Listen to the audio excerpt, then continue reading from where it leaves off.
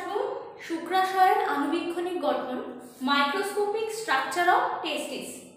তো টেস্টিসকে যদি সেকশন করি, সেকশন করলে এরকম একটা ছবি আমরা দেখতে পাবো, যার তিনটে স্তর, শুক্রাশয়ের তিনটে স্তর। প্রথম স্তর হচ্ছে টিউনিকা ভ্যাজাইনালিস, সেকেন্ড এবং মোস্ট ইম্পর্টেন্ট স্তর টিউনিকা অ্যালবুজিনিয়া এবং থার্ড স্তর টিউনিকা ভাস্কুলোসা। তো টিউনিকা ভ্যাজাইনালিসের পরবর্তী সেকেন্ড যে স্তরটা টিউনিকা অ্যালবুজিনিয়া, টিউনিকা অ্যালবুজিনিয়া হচ্ছে ইলাস্টিন বা কোলাজেন তন্তু সমৃদ্ধ একটি পুরু স্তর, যে স্তরটি আমাদের শুক্রাশয়ের একটা গুরুত্বপূর্ণ ভূমিকা পালন করেছে। এবং তার পরবর্তী স্তর হচ্ছে টিউনিকা ভাস্কুলোসা, যেটা রক্তজালক সমৃদ্ধ, শুক্রাণুকে পুষ্টি প্রদান করা বা শুক্রাশয়ের ভেতরের অংশগুলোকে পুষ্টি প্রদান করা, শ্বাসবায়ু প্রদান করা, টিউনিকা ভাস্কুলোসা সেই কাজ করে থাকে। আর টিউনিকা অ্যালবুজিনিয়া এর একটা স্থিতিস্থাপক ধর্মের কারণে এর ভেতরে ইলাস্টিন বা কোলাজেন তন্তুগুলো অসংখ্য ভেতরটাকে লোবিউলে বিভক্ত করেছে এবং প্রত্যেকটা এই যে লোবিউল যারা গঠন করেছে এগুলোকে বলবো ট্র্যাবিকিউলি। আর এই যে খণ্ড, একটা দুটো তিনটে চারটে পাঁচটা ছটা সাতটা আটটা যে খণ্ড আঁকা হয়েছে, সে আটটা খণ্ডের ভেতরে আটটা খণ্ড, কিন্তু প্রত্যেকটা খণ্ডকে আমরা বলবো লোবিউল।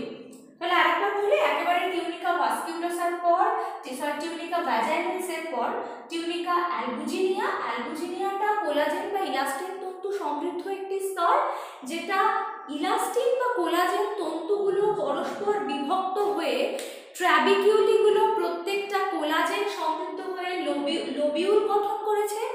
এবং তার পরবর্তী যে স্তর টিউনিকা ভাস্কুলোসা, সেটা হচ্ছে রক্তজালক সমৃদ্ধ স্তর, এবং এই রক্তজালক সমৃদ্ধ স্তরটি শুক্রাণুকে পুষ্টি প্রদান করে থাকে। তো এরপরে যেটা আমরা আসবো সেটা হচ্ছে ভেতরের যে অংশটা। এবার যদি প্রত্যেকটা লোবিউলের ভেতরে আমরা প্রবেশ করি, তাহলে দেখবো যে অসংখ্য একটি বা তিনটি করে নালিকা এখানে পেঁচিয়ে পেঁচিয়ে আছে, যাকে আমরা বলবো সেমিনিফেরাস নালিকা। এই সেমিনিফেরাস নালিকার কাজ হচ্ছে শুক্রাণুকে উৎপন্ন করা। সেমিনিফেরাস নালিকাগুলো লম্বাটে আকৃতির হয়ে থাকে। একে যদি প্রস্থচ্ছেদে কাটি তাহলে আমরা গোল গোল সেল দেখতে পাবো। এবং সেমিনিফেরাস নালিকাকে কাটলে আমরা দু রকমের কোষ দেখতে পাবো। একটা হচ্ছে ভিত্তি পর্দা তৈরিকারী কোষ, আর একটা পাবো আমরা জার্মিনাল বা স্পারমাটোগোনিয়াল সেল। তাহলে শুক্রাশয়ের ভেতরে যে টিউনিকা অ্যালবুজিনিয়া যে লোবিউলগুলো তৈরি করেছিল, সেই লোবিউলের ভেতরে আমরা যে ছোট্ট ছোট্ট সেমিনিফেরাস প্যাঁচানো প্যাঁচানো নালিকা দেখতে পাচ্ছি, তাদের কাজ শুক্রাণু উৎপন্ন করা। কিন্তু তাদের কি প্রত্যেকটা কোষে শুক্রাণু উৎপন্ন করে? সেটা যদি সেকশন করি তাহলে আমরা দেখব যে যেগুলো কিছু আছে ভিত্তি পর্দা গঠনকারী কোষ, আর কিছু আছে এখানে যারা স্পারমাটোগোনিয়াল সেল নামে পরিচিত বা শুক্র উৎপাদনকারী কোষ। এবার এই স্পারমাটোগোনিয়াল সেলগুলো কি কি উৎপন্ন করে? উৎপন্ন করে স্পারমাটোগোনিয়া,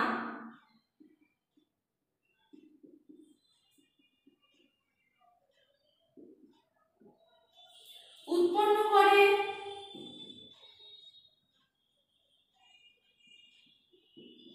প্রাথমিক স্পারমাটোসাইট, উৎপন্ন করে সেকেন্ডারি বা গৌণ স্পারমাটোসাইট, স্পারমাটোজোয়া, উপরে লিখছি স্পারমাটোজোয়া,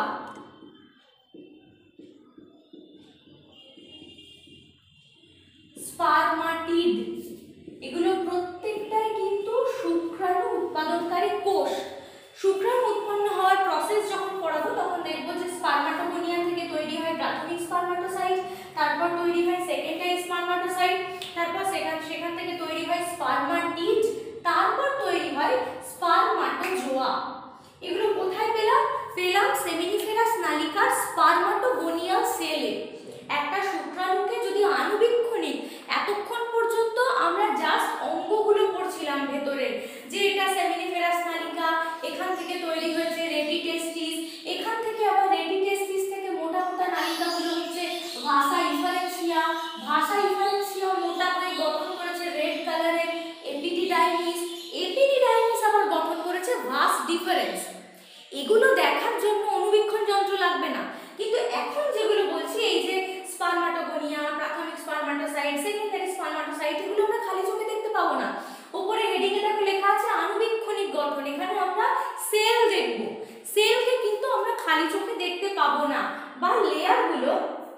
যে তিনটে লেয়ার, সেই তিনটে লেয়ারকে আমরা ভালোভাবে দেখতে পাবো না যদি না অণুবীক্ষণ যন্ত্র ব্যবহার করে থাকি।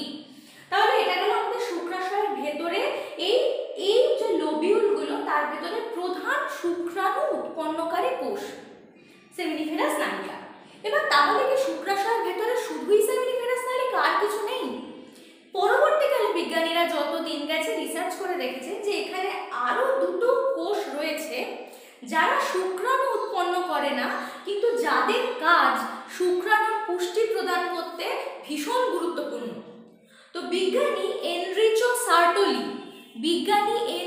সার্টোলি তিনি যখন শুক্রাশয়ের আণুবীক্ষণিক গঠন পর্যালোচনা করছিলেন বা পর্যবেক্ষণ করছিলেন, তিনি দেখেছিলেন যে সেমিনিফেরাস নালিকা ছাড়াও শুক্রাশয়ের ভেতরে লম্বাটে বহুভুজাকার কিছু কোষ রয়েছে যাদের ভেতরে সুস্পষ্ট নিউক্লিয়াস বর্তমান, এবং সেই কোষগুলো সরাসরি শুক্রাণু উৎপন্ন করতে সাহায্য করছে না, কিন্তু তাদের কাজটা কি?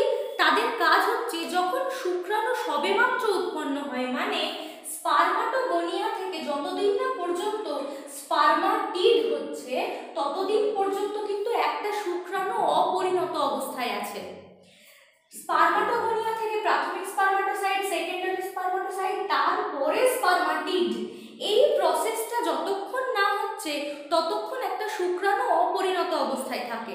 এবং সেই স্পার্মাটিড তৈরি হওয়াটা কিন্তু সঙ্গে সঙ্গে হয় না, ধাপে ধাপে ধাপে ধাপে হয়।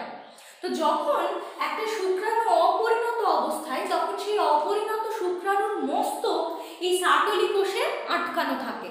কেন আটকানো থাকে? সেই অপরিণত অবস্থায় সার্টোলি কোষ শুক্রাণুকে পুষ্টি প্রদান করে। এছাড়া কি সাহায্য করে?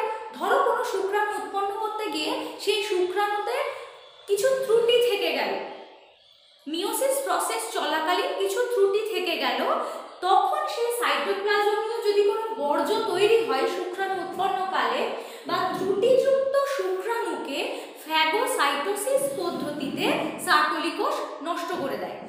এগুলো কিন্তু টিকা আসে।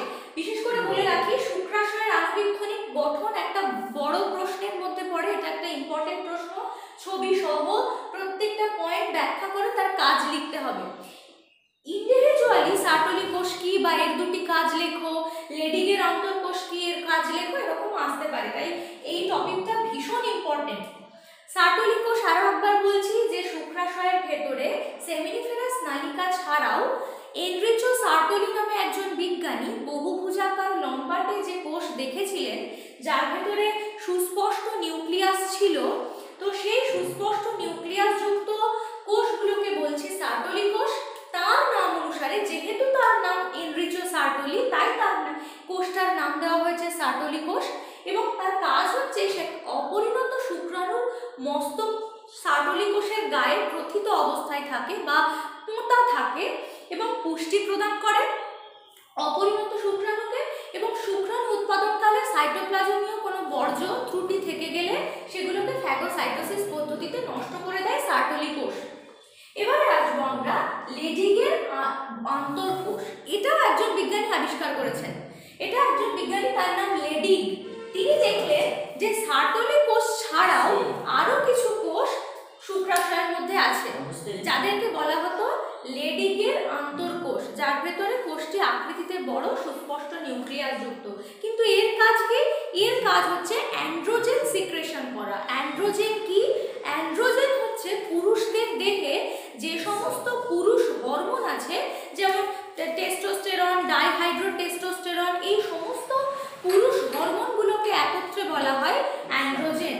তো এই অ্যান্ড্রোজেনকে উদ্দীপ্ত করা, মনে রাখতে হবে যে জননে কিন্তু সেক্স হরমোনের একটা বিশেষ ভূমিকা আছে।